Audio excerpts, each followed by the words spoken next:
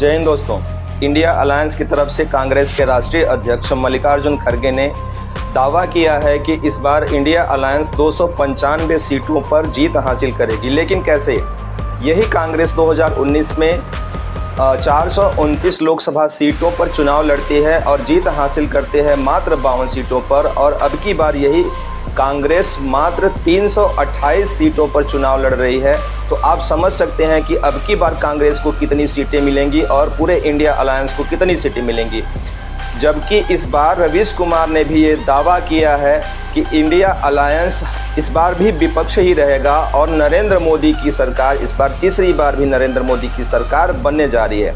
जबकि रवीश कुमार एक ऐसे पत्रकार हैं जो हमेशा से इंडिया अलायंस के घनघोर समर्थक रहे हैं। रवीश कुमार ने कैसे माना है कि इंडिया अलायंस की सरकार इस बार भी नहीं बननी है, इस बार ही अगर बननी है तो नरेंद्र मोदी की ही सरकार बननी है। इस बात को समझने के लिए रवीश कुमार की हमको ये वीडियो देखनी पड़ेगी। तो आइए ये वीडियो देखते हैं और इसमें समझते हैं कि रवीश कुमार ने कैसे किन किन तथ्यों के आधार पर बता दिया है कि अब की बार भी रहेगी तो मोदी की ही सरकार। इंडिया गठबंधन कम से कम 295 सीटें प्लस 295 से ज़्यादा आएंगे, कम तो नहीं आएंगे।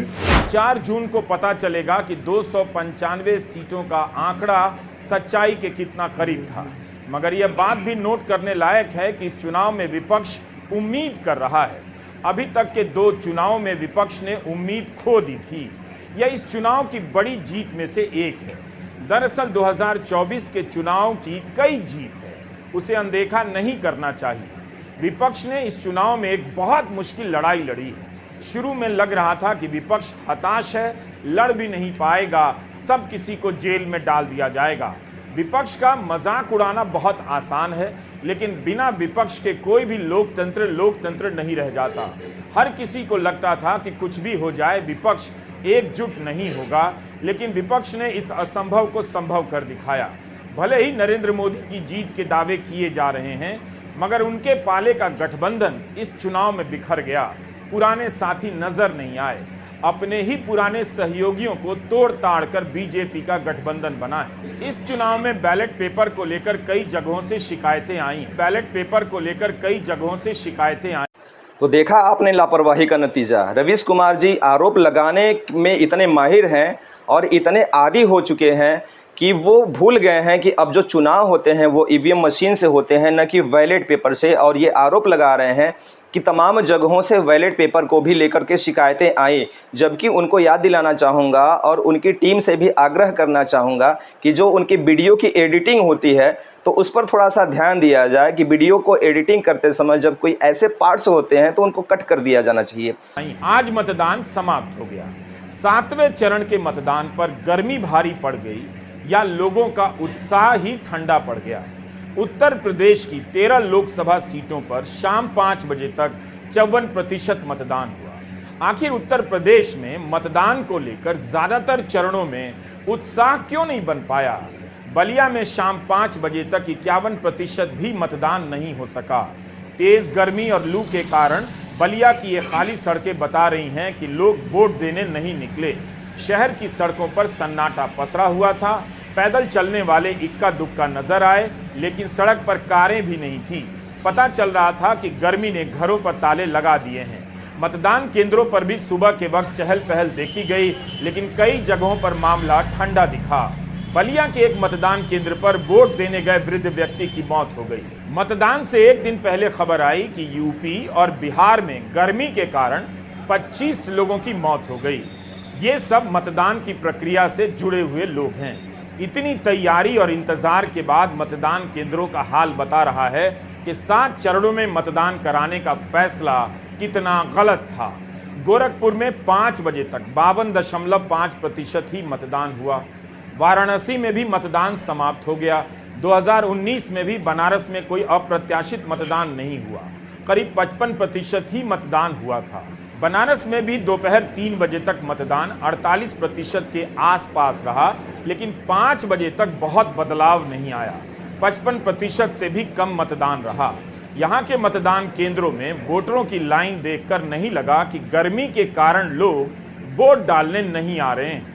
लेकिन तब भी शाम होते होते मतदान का प्रतिशत बनारस में 60% से अधिक नहीं गया, जबकि जाना चाहिए था। 2019 में बनारस की सीट से प्रधानमंत्री मोदी करीब 4,80,000 मतों से जीते थे। इस बार नारा चला कि 10 लाख वोट से जीतेंगे। बनारस में 18 लाख से अधिक मतदाता हैं। पिछली बार सपा और कांग्रेस अलग अलग लड़ी थी, लेकिन दोनों के वोट मिला दीजिए तो दोनों को 3.5 लाख वोट मिले होंगे। निवर्तमान प्रधानमंत्री को करीब 6.25 लाख वोट मिले थे। अजय राय प्रधानमंत्री मोदी से लगातार 2 बार हार चुके हैं। यह जानते हुए भी कि उन्हें हराना मुमकिन नहीं है, अजय राय की दाद देनी पड़ेगी कि वे तीसरी बार चुनाव लड़ने आ गए। वाकई में अजय राय की हिम्मत की भी दाद देनी पड़ेगी कि बार बार नरेंद्र मोदी से हारने के बावजूद भी बार बार लड़ने चले आते हैं और बार बार मुंह की खानी पड़ती है। बहुत ही बड़े बेशर्म हो गए हैं अजय राय जी, और ऐसा कहना है रवीश कुमार जी का, मेरा कहना नहीं है भाई साहब, क्योंकि रवीश कुमार जी ऐसी ही वाणी में बोलना चाह रहे थे। बहरहाल वो नहीं बोल पाए होंगे, लेकिन वो बोलना कुछ ऐसा ही चाह रहे थे कि बार बार हारने के बावजूद भी अजय राय मुंह उठा करके चले आते हैं बेशर्मों की तरह नरेंद्र मोदी से लड़ने के लिए, जबकि पिछली बार नरेंद्र मोदी 6.25 लाख उनको वोट मिला था, जिसमें 4.5 लाख वोटों से वो विजयी हुए थे। ऐसा कहना है रवीश कुमार जी का। और प्रधानमंत्री को हरा देने का दावा कर रहे हैं। यह सब 4 जून तक ही रहेगा, लेकिन इस तरह का आत्मविश्वास भी कमाल का होता है। दावों के बाद भी अजय राय हंसते होंगे या वाकई गंभीरता से इसमें यकीन करते होंगे, वही बता सकते हैं। हमारा मुद्दा क्या है? हमारा मुद्दा यहाँ बेरोजगारी, महंगाई पूरे देश में है। माँ गंगा से झूठ बोला गया, माँ गंगा में नाले गिर रहे हैं, माँ गंगा में गौ माता की लाश बह रही है। इससे बड़ा झूठ क्या हो सकता है? बनारस के लोगों की वाकपटुता का कोई जवाब नहीं। अजय राय का यह आत्मविश्वास उन यूट्यूबरों की तरह है जो अपने हर वीडियो में प्रधानमंत्री मोदी की जमानत जब्त करा देते हैं। बनारस के लोग कहते हैं कि अजय राय हर मुद्दे पर बोलते हैं, प्रेस कॉन्फ्रेंस करते हैं। यह कम बड़ी बात नहीं है।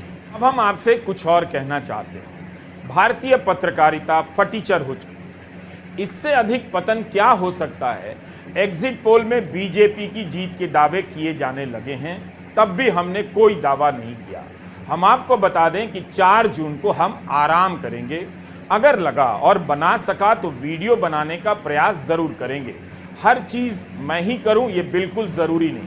किसी को बल्लेबाजी करनी चाहिए, किसी को गेंदबाजी और किसी को फील्डिंग, ताकि खेल में 11 खिलाड़ियों की जरूरत बनी रहे।